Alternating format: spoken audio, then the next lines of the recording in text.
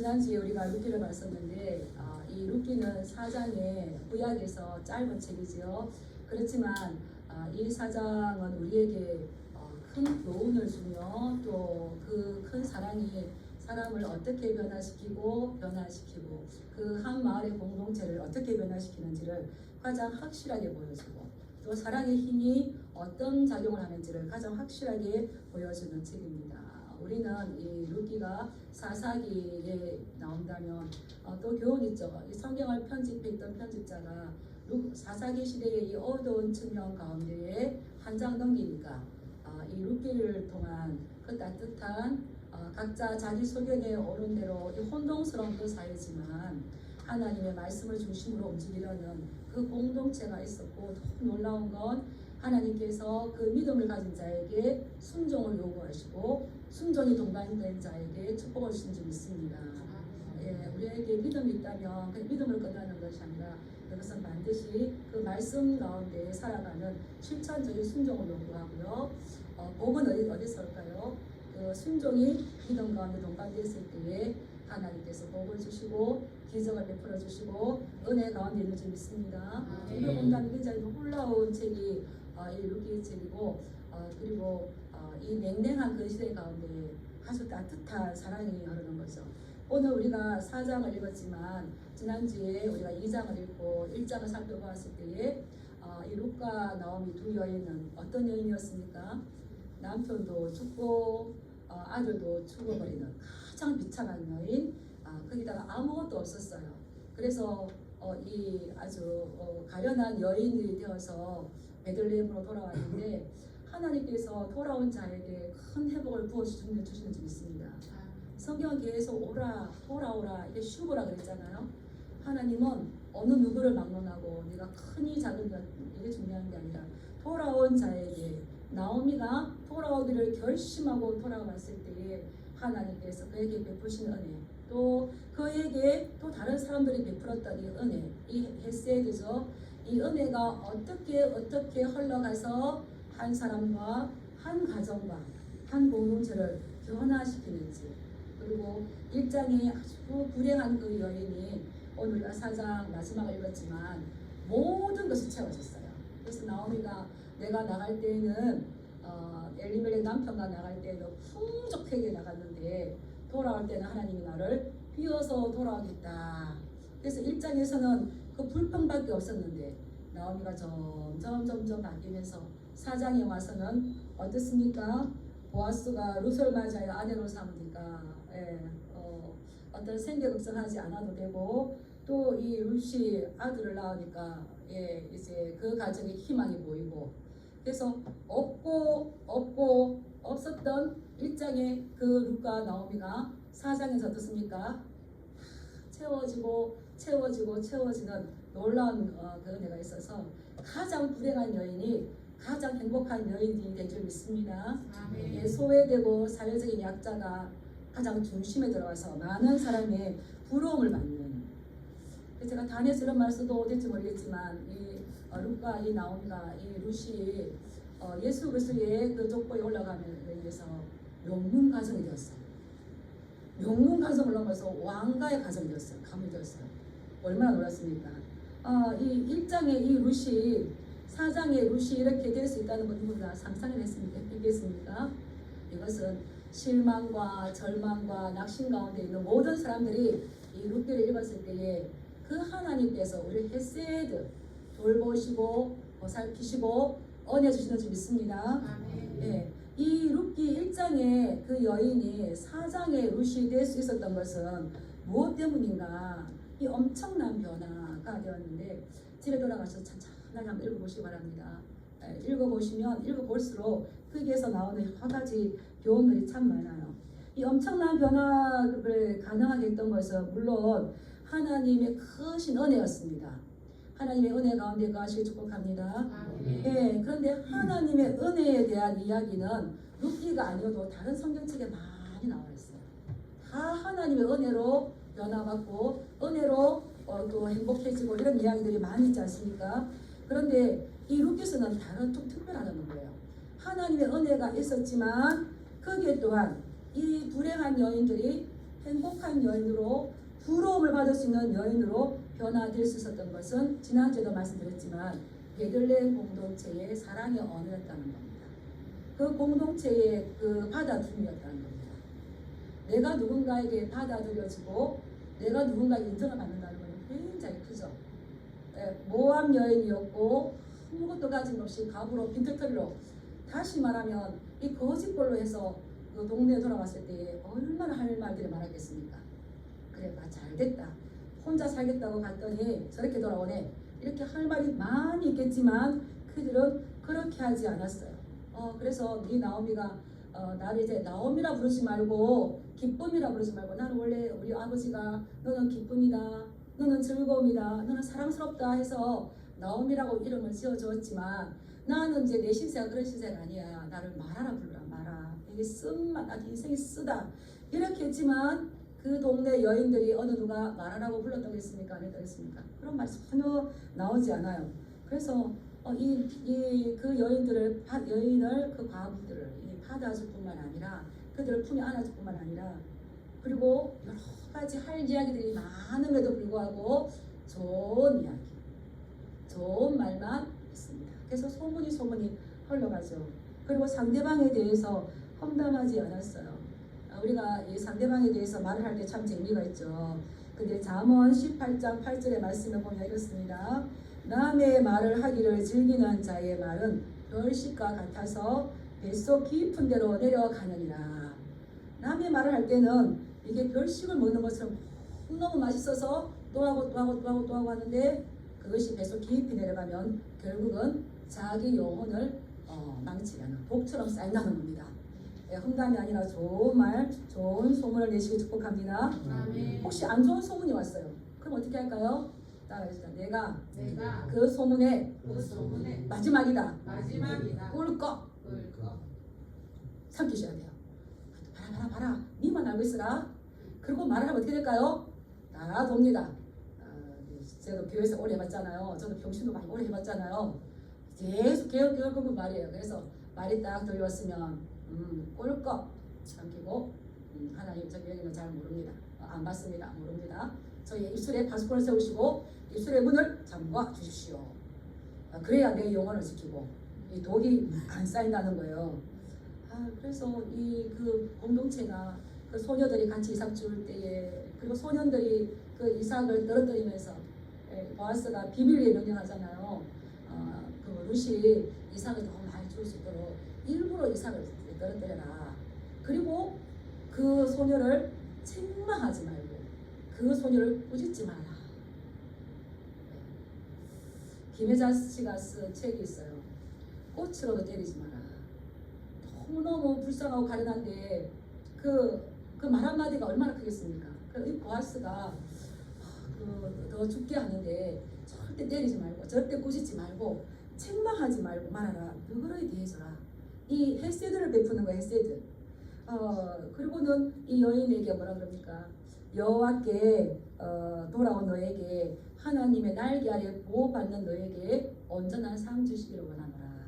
내가 너에 이렇게 서운하게 베풀 수 있는 것은 네가 어떻게 내 남편이 죽고 난 다음에 시어머니에게 어떻게 했는지, 그리고 시어머니를 봉양하기 위해서 고국의 모든 것을 포기하고 돌아온 것들을 내기에 분명하게 들려졌느니라. 그래서 다시 은혜 베풀고 은혜 베푸는 게 이어졌다는 겁니다. 그것은 누가 소문을 퍼뜨린 건가요? 좋은 소문을 그 베들레헴 마을의 여인들이, 주숙분들이, 소녀들이, 우리도 이러한 공동체를 만들어 가시기를 주님의 이름으로 축복합니다. 그랬을 때에 이 보아스가 이 여인을 딱 만났을 때에 그 헤세드, 은혜를 아는 이 보아스가 이 룻에 대해서 이 헤세드를 계속 베풀어주기를 원했어요. 그래서 이 율법적으로는 당시의 추수 때에 고아나 나그네나 가부가 이삭을 줍는 것이 그들에게 이제 권리지만 그냥 이삭 줍기만 하면 돼요. 냉정하게 쫓아내지만 않으면 돼요. 그런데 그보다 더한 사랑, 그보다 더한 베품, 보아스가 어떻게 했다고요? 일부러 흘려서 많이 죽게 하고 저 가련한 여인이 자기와 시어머니와 함께 생계를 살 수 있도록 해라. 따라하시다. 내가 베풀 수 있는 능력 이상의 내가 베풀 수 있는 능력 이상 그 이상의 선을 그 이상의 선을 행하였다. 행하였다. 예, 우리는 하다 보면 이만큼이야, 이 정도만 하면 돼라고 생각하는데, 룻은 룻기에 보면 그것이 아니라 그보다 더, 이 정도까지만이 아니라 그것을 넘어서 더 했을 때에 하나님께서 다 이렇게 이제 보고 계시고 하나하나 그 삶을 이끌어 가시는 것을 볼 수가 있는 거죠. 그래서 우리는 힘들고 어려울 때에 그 헷세대의 사랑, 하나님께서 나에게 주셨던 그 헷세대의 사랑이 어떠한 건지 세어보시고 기억하시고, 그뿐만 아니라 이것을 흘러보낼 수 있는 우리 지체되게 축복합니다. 아멘. 이 헷세대의 사랑은 누가 실천할 수가 있을까요? 따라하겠습니다. 하나님의 사랑을 하나님의 사랑을 받아본 사람만이, 받아본 사람만이 체험한 사람만이, 체험한 사람만이 경험한 사람만이 경험한 이 사람만이 헷세대의 사랑을 세대의 사랑을 흘려보낼 수가 있다. 흘려보낼 수 있다. 예, 그래서 우리는 믿음 생활을 잘 할 수 있는 건요, 어려운 상황들이나 힘든 것이 왔을 때 딱 닫아버리고 나의 힘든 것만 생각하면 할 수가 없어요. 나는 나오미가 아니야, 난 이제 말아야, 이렇게 할 수밖에 없는데, 그것을 기억을 하고 내가 어려울 때에 그 하나님께서 나에게 베풀어 주셨던 그 사랑을 기억하고, 상대방이 어려움이 있을 때에 그것을 흘려보내고 흘려보낼 때에 이것이 생명을 흘려보내는 줄 믿습니다. 아멘. 예, 그럴 때 이 룻이 그 거둔 이 보리가 얼마나 되냐면 21리터라고 그러는데, 한 에바, 한 에바인데 오늘날 보면 22리터. 그런데 워낙 고되기 때문에 정확한 양을 추정하기는 쉽지는 않대요. 그래서 어느 학자 이렇게 보니까 이제 두 사람이 약 10일 정도 먹을 수 있는 양이다. 어떤 사람은 아껴 먹으면 한 달 정도 먹을 수 있는 거다. 이거는 룻이 열심히 한다고 되는 것이 아니라 누가 도와준 겁니까? 공동체가 도와준 거죠. 그렇게 이 추수 때에 이 룻은 자기 어려운 그 어머니 어려움들을 같이 이제 풍성하게 쌓을 수 있는 그런 추수를 기쁨을 누렸죠. 이제 그 추수를 가져왔을 때에 이제 그 2장에 이제 3장에 보면 이 어머니가 이제 네가 어느 밭에서 이렇게 했느냐 했을 때에 나를 이렇게 돌보아 주신 분이 바로 보았습니다 라고 이야기할 때에 그 어머니가 며느리가 밖에 나갔을 때에 해코지 당하지 않고 오히려 풍성한 이 보리자루를 가져왔을 때 너무너무 고마웠어요. 너무너무 고마워하면서 그 원망하던 이 나오미의 입술이 축복한 입술로 바뀌어요. 근데 성경을 이렇게 보면 사람이 바뀝니다. 어떻게 바뀌냐면 계속 나 중심에서 이웃을 보다가 축복하는 사람으로 바뀌어요. 이게 이제 변한 거죠. 그러면서 그 축복을 하는데 하나 중요한 정보를 줘요. 그 사람이 우리에게 은혜 베풀기를 그치지 않았는데 그는 우리의 귀여운 물을 자중에 하나니라. 예, 이 또 룻기에서에서 나오는 중요한 핵심 단어 하나가 귀여운 물을 자. 히브리어로 하면 우리가 알듯이 이제 고엘입니다. 이것은 레위기 25장 25절에 하나님께서 명령하셨어요. 만일 내 형제가 가난하여서 그의 기업 중에서 얼마를 팔았으면 그에게 가까운 기업 물을 자가 와서 그 형제의 판 것을 물을 것이요. 물으다는 말은 찾아줄 것이요. 고대 시대에 이스라엘은 땅을 팔면 될까요, 안 될까요? 땅은 하나님께서 주신 그 가문에 주신 기업입니다. 그래서 팔면 안 됩니다. 혹시 가난해서 너무 생기가 어려워서 팔았다고 하면 그것을 반드시 찾아줘야 돼요. 근데 나는 가난하고 나 돈도 없고 자식도 없어. 그럼 누가 그걸 찾아줘야 될까요? 예, 레위기 말씀 보면 신명기에 나와 있지만 가까운 친족이, 사촌이 없으면 육촌이 없으면 팔촌이 해서 반드시 그 기업을 회복시켜야 되는 겁니다. 근데 또 이 기업 누렸자를 보이는 뭐라냐면 우리 친족이 결혼을 했는데 아이가 없이 죽어버렸어요. 그러면은 가문의 대를 못 이어요. 그 어떻게 되는 겁니까? 예, 또 친족이 그 여인과 결혼을 해서 아이를 낳고 그 죽은 남편의 계보를 이어줘야 되는 거예요. 이거를 이제 이야기를 했어요. 그리고 3장에 오는데 이 나오미는 이 너무너무 사랑스럽고 자기를 생각하는 이 며느리에게 저에게 남편을 주어서 안식처가 되게 해야 되겠다. 예, 이제 나오미가 힘을 얻어서 이 며느리에게 헤세드를 베풉니다. 그 치밀한 계획을 짜는 거죠. 그래서 나오미가 룻에게 이렇게 말하는 거예요. 오늘은 이제 보아스가 타작하는데 네가 깨끗하게 씻고 기름을 바르고 의복을 입고 가서 보아스의 발 옆에 이렇게 누워라. 이 말은 네가 먼저 가서 보아스에게 청혼을 하라 이 말인 거예요. 그러면은 보아스가 너에게 어떠한 일을 해야 될지를 알려줄 거다. 지금도 그렇지만 그때 당시에 여인이 먼저 가서 당신은 나와 결혼해 주십시오. 이것이 쉬울까요? 어려울까요? 예, 쉽지 않습니다. 그런데 이렇게 말씀을 이렇게 보니까 나오미는 며느리를 생각해서 이 며느리에게 남편을 만들어줘야 되겠다. 그래서 가장 가까운 친족 보아스를 이야기했는데 이 룻이 보아스에게 가서 이야기하는 거 보면 당신은 우리의 키운 물자입니다. 이 말을 한 거 보면 룻은 시어머니를 생각하고 남편의 가문을 생각했다. 그래서 갈 수 있는 이 힘이 생겼죠. 그래서 이 룻은 시어머니의 그 제안대로 타작마당에 가서 이제 보아스가 이제 많이 이제 먹고 기분 좋아서 누울 때까지 숨어 있다가 보아스가 누울 때 잠이 들었을 때에 살짝 가서 그 발치에 이제 이불을 덮어 눕습니다. 발치에 누웠다는 건 옆에 눕는 거예요. 그러는데 이제 한밤중에 자다가 보아스가 몸을 딱 뒤척하다 보니까 옆에 누가 있는 겁니까? 척! 다 있는데요. 깜짝 놀랐죠. 그래서 네가 누구냐? 이럴 때 룻이 이렇게 말합니다. 나는 당신의 여종 루시온이 당신의 옷자락을 펴서 당신의 여정을 덮어서서 왜냐하면 이는 당신이 기어 물을 자입니다. 예. 이 룻이 보아스에게 먼저 청혼을 하는 거예요. 그럴 때에 이 보아스가 뭐라고 하냐면 너의 이내가 너의 이 헤세드 어머니에게 베풀었던 그 사랑이 처음보다 지금이 더한데 내 딸아 네가 두려워하지 마라. 내가 반드시 이를 이룰 것이다. 이 보아스는 굉장히 자비로운 사람이죠. 굉장히 하나님의 그 헤세드를 실천하는 사람이죠. 왜 그렇습니까? 만약에 이 룻이 나오미가 시어머니가 네가 가서 보아스 곁에 누웠다가 그게 청혼을 해라 이렇게 말을 한다 하더라도 자기가 가문에 키워 물을 거를 생각하지 않았다면 이런 부끄러운 일이 될 수도 있습니다. 수치스러운 일이 될 수 있습니다.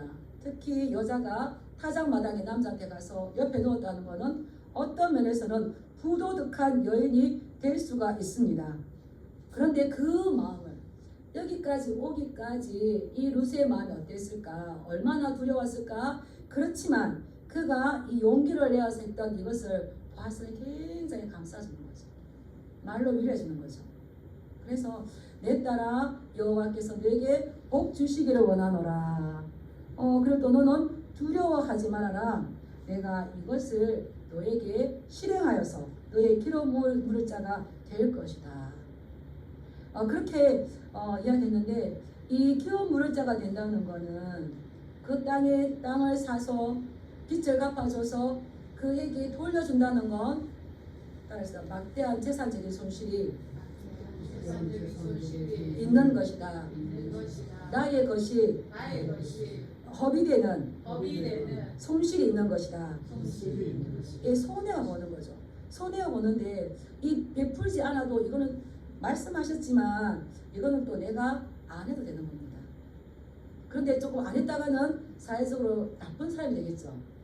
그런데 이 보아스는 이 헤세드를 베푸는데 네가 이 베푼 이내가 처음보다 시어머니를 모시고 고국의 모든 것을 포기하고 돌아온 이것보다 지금 너의 가문을 세우기 위해서 여기 온 이것이 더 크다. 이내가 더 크다 했을 때 이 이내가 헤세드인 거예요. 헤세드.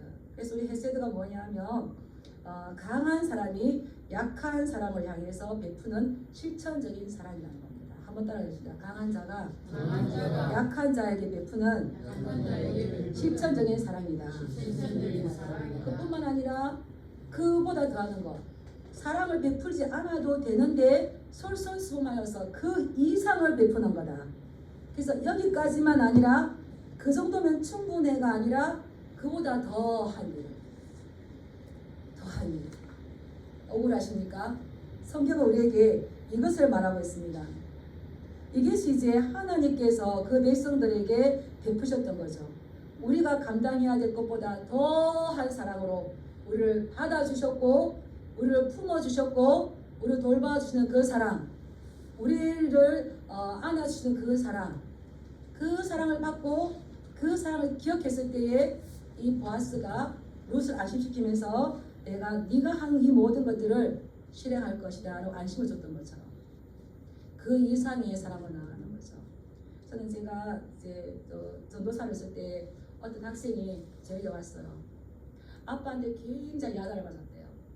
야단을 왜 맞았냐면 아빠가 나가서 열심히 일해서 너 학원 보내주고 너 이렇게 다 되어주고 했는데 나는 아빠는 너에게 할 만큼 했는데 너는 이게 뭐냐? 애가 억울해가지고 어찌할지 모르고 이제 저희가 온 거예요. 그 말 들을 때 가슴이 아팠어요. 아빠는 내가 너에게 할 만큼 했어. 근데 너는 나에게 준 게 뭐야? 부모가 할 만큼만 해야 될까요? 그보다 더 해야 될까요? 그리고 또 부모가 헤어질 때 뭐라 그럴까요? 나는 자기한테 할 만큼 했어. 할 만큼 했는데 이게 뭐예요? 그게 아니죠. 가족이라는 게 뭡니까? 부부라는 게 뭡니까? 부모가 자식에게 뭡니까? 할 만큼 이 정도가 아니라 그보다 더 했을 때에 그 가정의 사랑이 싹트고 가족이 또 화목해지는 것처럼 이게 누구의 사랑이라는 겁니까?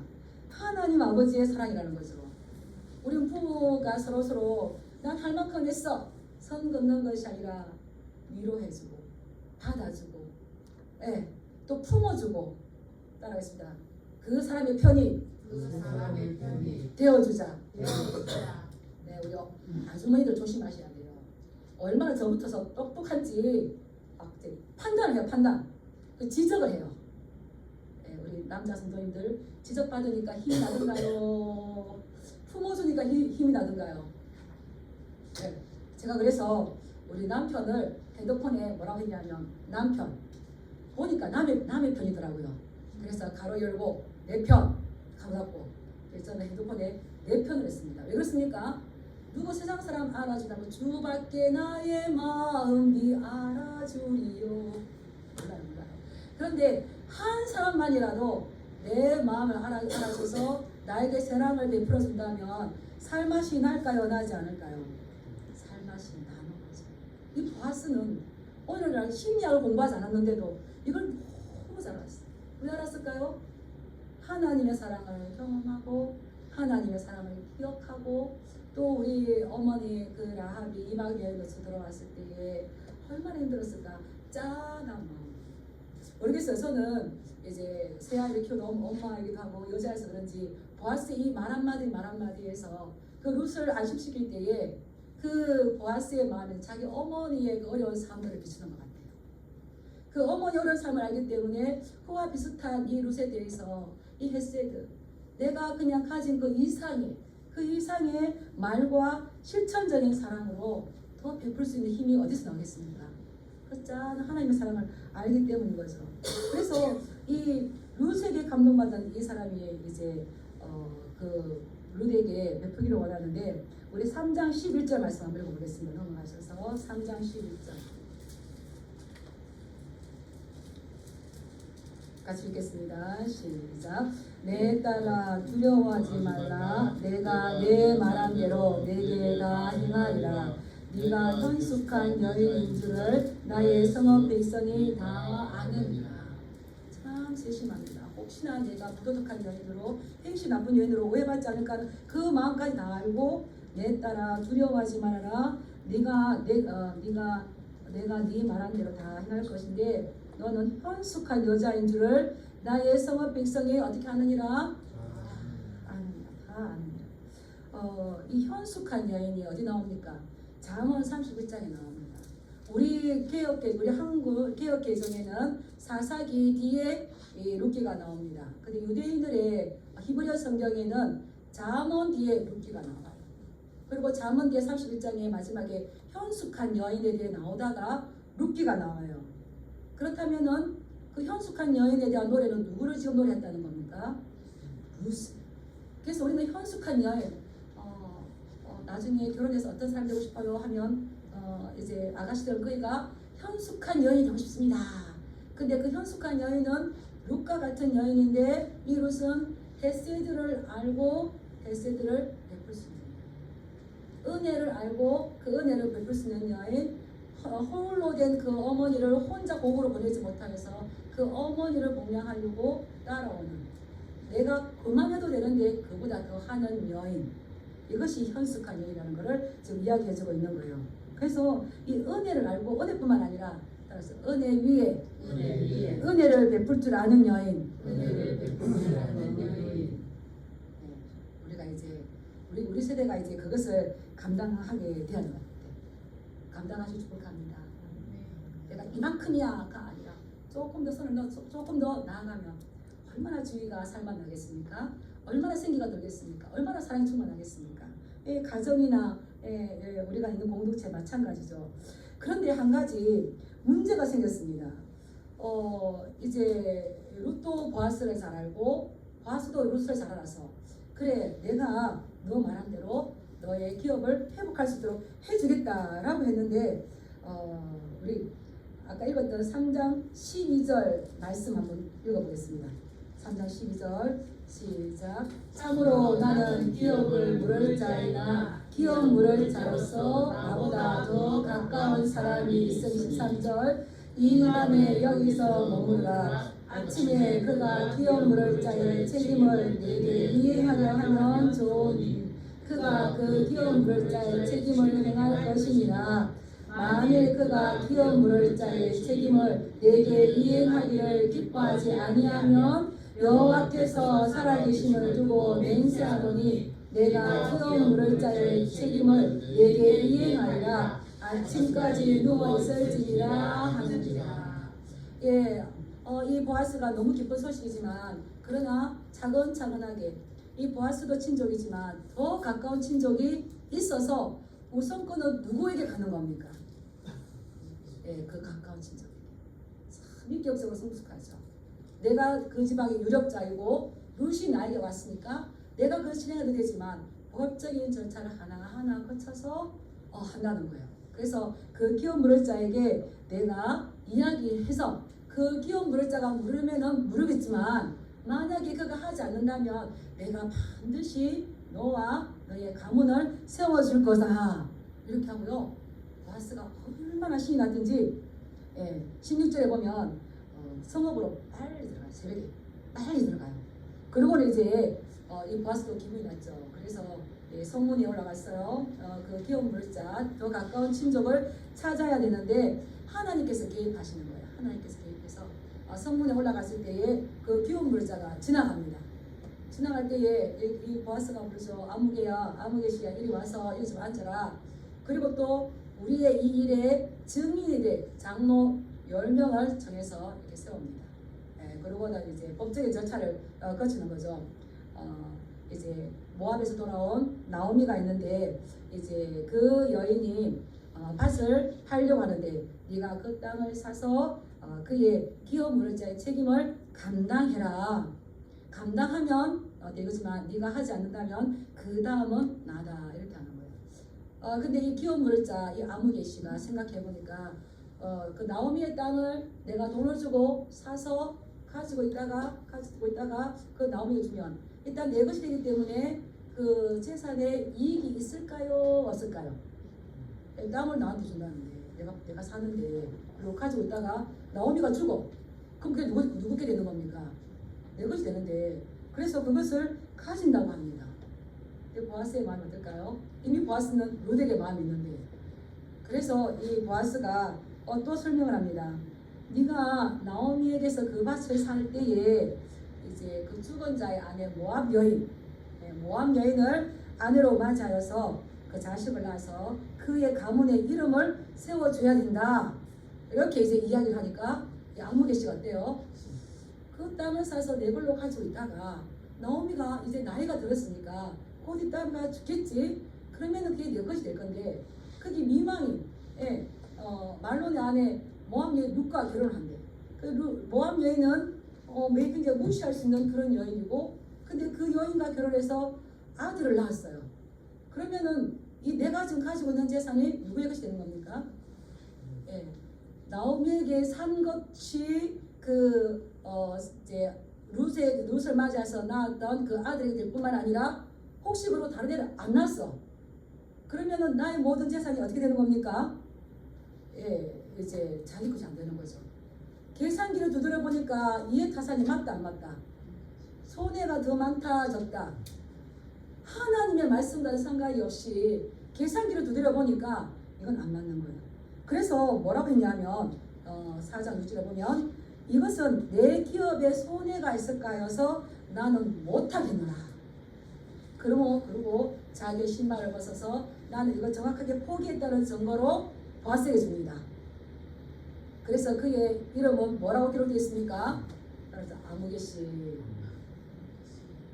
이게 하나님의 상급인지 하나님의 말씀인지 하나님의 복인지 받을 수 있는 인격이 되지 못했기 때문에 성문에 왔기 때문에 좀 유력했겠죠. 성문에 왔기 때문에 어느 정도 인지도가 있겠죠. 근데 하나님께서 주신 이 명령을 던졌을 때에 그의 이름은 그냥 아무개시로 이름이 드러나지 않는다는 겁니다. 우리 이 땅에 들어갈 때 아무개시가 되는 것이 아니라 그 집사 누구, 그 장로 누구, 그 권사 누구 이름을 남기시기 주님으로 축복합니다. 그건 어떻다고요? 헤세드를 알고 그 사랑 이상의 사랑을 베푸는 그것을 이제 우리에게 요구했어요. 그래서 이 보아스가 증인을 세우고 그 증인 가운데에서 룻을 아내로 맞이합니다. 하나님께서 이제 놀라운 복을 주세요. 우리 이제 본문으로 돌아오겠는데 이제 돌아오겠는데 죄송합니다. 4장 13절 말씀 읽어보겠습니다. 시작. 이에 보아스가 룻을 맞이하여 아내로 삼고 그에게 들어갔더니 여호와께서 그에게 임신하게 하심으로 그가 아들을 낳은지라. 누가 그에게 임신하게 하셨다고 했습니까? 예, 모압 땅에 있을 때 남편 갔을 때 이 룻은 하나님께서 임신하지 못하겠어요. 그런데 아내로 맞이하셨을 때에 이 룻이 보아스에게 아들을 낳아줍니다. 참 특이한 것은 그 이후에 보면 그 베들레헴 여인들이 너무 기뻐요. 예, 베들레헴의 사람들은 자기들의 아름다운 언어로 좋은 말을 했고요, 험담하지 않고요, 좋은 소식을 전했던데 이 나오미가 거짓골을 해서 돌아와도 그를 따뜻하게 품어주고 안아줬던 그 여인이 정말 나오미가 잘 되었을 때에 따라했습니다. 시기하거나 질투하거나 흥하지 아니하고 함께 즐거워하고 함께 기뻐하였다. 네, 이 장에 보면 보아스는 그 지역의 유력한 자예요. 재산도 많고요. 예, 또 유명한 사람이에요. 그 사람이 어디서 굴러왔는지 모를 모압 여인과 짝이 되었대. 그러면 시기 질투나면 어떻게 할까요? 세상에 보아스가 정신이 없지. 우리 동네에 얼마나 예쁜 애들 많은데 비난할까 안 할까요? 안 합니다. 합니다. 그런데 이 여인들은 그렇게 하지 아니하고 그 룻이 아이를 낳았을 때 14절에 보면 여인들이 나오미에게 이르되 찬송할지로다. 여호와께서 오늘 내게 기름 부을 자가 없게 하지 아니하시고 하셨으니 이 아이의 이름이 이스라엘 중에 유명하게 되기를 원하노라. 축복하는 자리였어요. 따라서 말이 바뀌어야 삶이 바뀐다. 꼬랑꼬랑하게 했으면 근데 이스라엘 중에 너의 아들의 이름이 유명하게 되는 거다. 유명해지죠. 오벳이 이세를 낳고 이세가 다윗이죠. 얼마나 유명하겠어요. 그리고는 더 놀라운 건 이제 그 17절에 보면 그의 이혼 여인들이 그에게 이름을 지어주되 보통 자녀를 낳으면 이름을 누가 짓습니까? 할아버지나 할머니나 엄마 아빠가 지어주죠. 가족이 지어주죠. 그런데 이 룻이 아이를 낳으니까 나오미의 봉양자가 되고 나오미의 그 생명의 회복자가 되고 그 기쁨이 된 이 너무너무 귀한 눈에 넣어도 안 아프는 나오미의 그 손주를 동네 여인들이 같이 기뻐하면서 그 아이의 이름을 오벳이라고 누가 지어준다고요? 동네 여인들이 지어준다는 겁니다. 함께 기뻐하고 함께 즐거워하는 거였어요. 헤세드가 신약으로 말하면 이중 사랑입니다. 하나님 사랑, 이웃 사랑, 우는 자와 함께 울고 웃는 자와 함께 울 때에 그 헤세드가 나갈 때에 하나님께서 그 가정을, 그 가문을, 그 동네를 축복하신 줄 믿습니다. 예, 그런데 좀 놀라운 게 있어요. 우리 21절 말씀 한번 보겠습니다. 21절 시작. 살몬은 보아스를 낳았고 보아스는 오벳을 낳았고 오벳은 이새를 낳고 이새는 다윗을 낳았더라. 아멘. 이게 원래대로 간다면 기업 물자가 보아스가 대신 말론의 그 가게로 돌아와서 이 루스에게 아이를 낳아서 말론의 대를 잇게 했다면 여기에 보아스 대신에 누구의 이름이 들어가야 될까요? 말론이 저기 루스를 통하여서 오벳을 낳고 이렇게 되겠죠. 이게 마태복음 1장 5절 말씀에도 보면 족보를 할 때에 살몬은 라합에게서 보아스를 낳고 보아스는 룻에게서 오벳을 낳고 그 아무 계시는 나에게 손해가 있을까봐 현재의 계산기로 두드려서 던져버렸던 것을 지금 그 당시뿐만 아니라 마태복음의 가계도에도 말론 올라갔으니까 보아스 올라갔습니까? 그래서 우리는 계산기로 따지는 것이 아니라 말씀에 따라 나아갈 때에 하나님께서 그 동네를 다윗 왕이 낳을 수 있도록 하나님께서 지금 은혜로 만들어 가시는 그러한 가정이 우리 또한 지금 빚어 가시고 만들어 가시는 가정일 수가 있겠죠. 네, 그렇다면 이 한 사람의 이 헤세드가 어떻게 변화시키고 폭넓게 가는지 이 루시 홀로 된 시어머니에 대한 그 사람의 헤세드를 베풀었을 때에 그것을 감동을 받고 보아스가 룻의 헤세드를 베풀었을 때에 동네가 이 불쌍한 여인들에게 헤세드를 베풀었을 때에 그 마을에서 다윗 왕이 나오는 성지가 된 줄 믿습니다. 뿐만 아니라 그 먼 조상인 메시아가 나올 수 있는 그러한 또 장소가 되었잖아요. 그래서 이 미가서 5장 이스라엘 말씀 보면 베들레헴 에브라다야 너는 유다 족속 중에 작을지라도 이스라엘의 다스릴 자가 내게서 내게로 나올 것이다. 다윗 왕이 나왔지만 그곳에서 또 온 인류의 구원자 대신 누가 나올 거라고 예언하고 있는 겁니까? 메시아. 이런 기초 작업을 누가 지금 했다고요? 헤세드를 아는 사람들. 오늘 아침 소망했습니다.